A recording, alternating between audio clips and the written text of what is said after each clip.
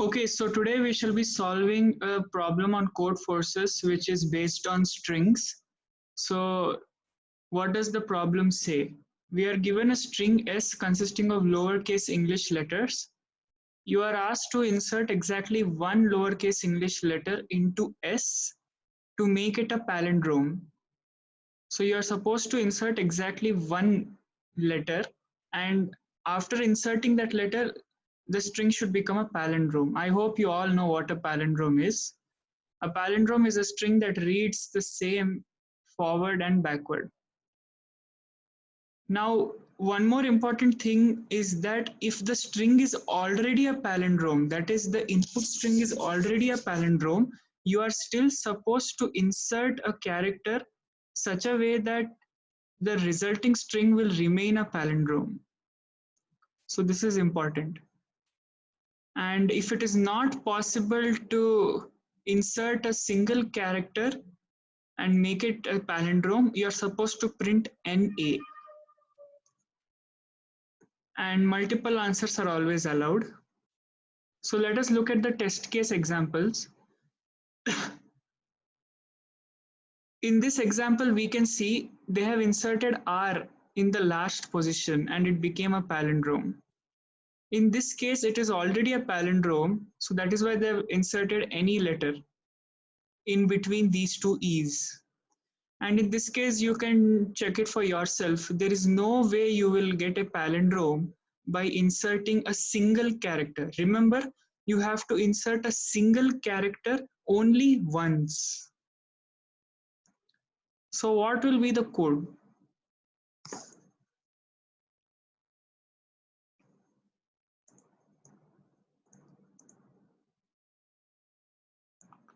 So if we consider some examples, like if the string is E,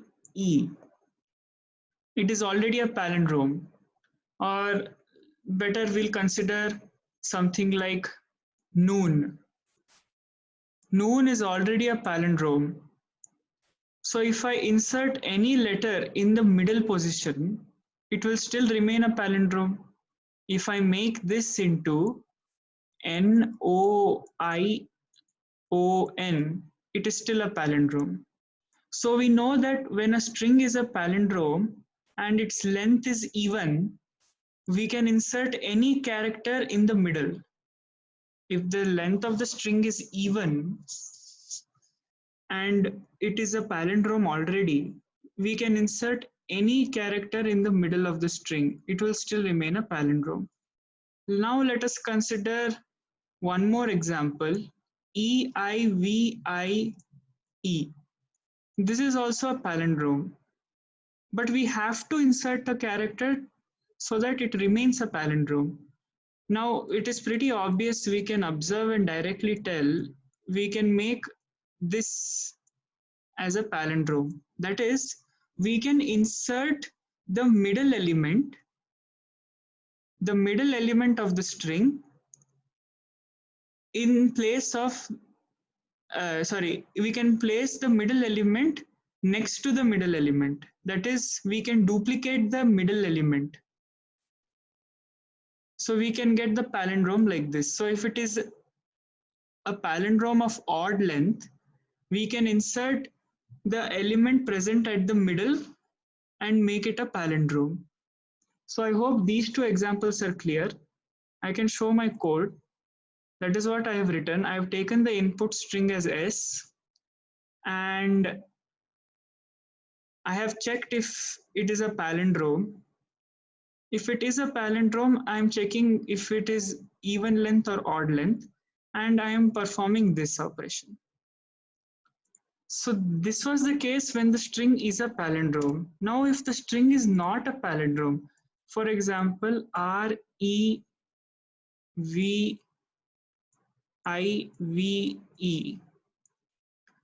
now let us take two pointer concept. Let us take a variable I and let's take a variable j.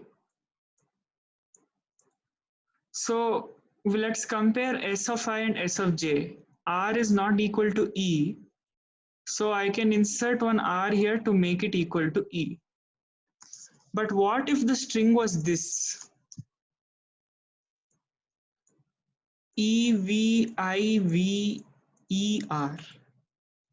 Now S of I not equal to S of J. I is pointing to E, J is pointing to R. S of I is not equal to S of J. So where do I put R? I need to put R here, right? So what condition can I give? I can say that if S of I not equal to S of J, I will check the next element, that is this element. If these two elements are equal, then I will insert here.